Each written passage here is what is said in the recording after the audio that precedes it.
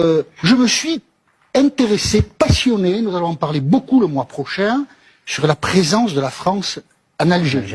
Les historiens de la présence française en Algérie, pas de la guerre d'Algérie, notent le comportement de l'armée à partir, ça paraît très vieux, de 1840 en Algérie.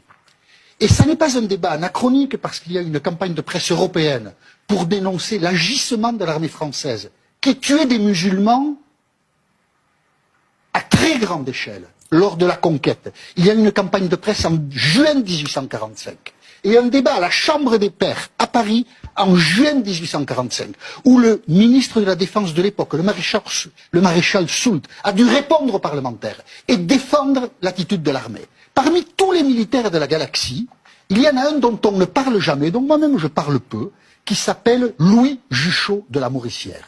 Polytechnicien, le plus brillant militaire de sa génération, et qui a théorisé, comme l'ont fait plus tard des SS, qui a théorisé le meurtre de masse des Algériens, puisqu'il s'agissait de leur prendre la terre.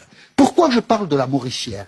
Parce que, et Charles-André Julien, qui est l'un des grands historiens, trop peu connu du grand public, de la présence française en Algérie, dit qu'il était le plus inhumain de tous.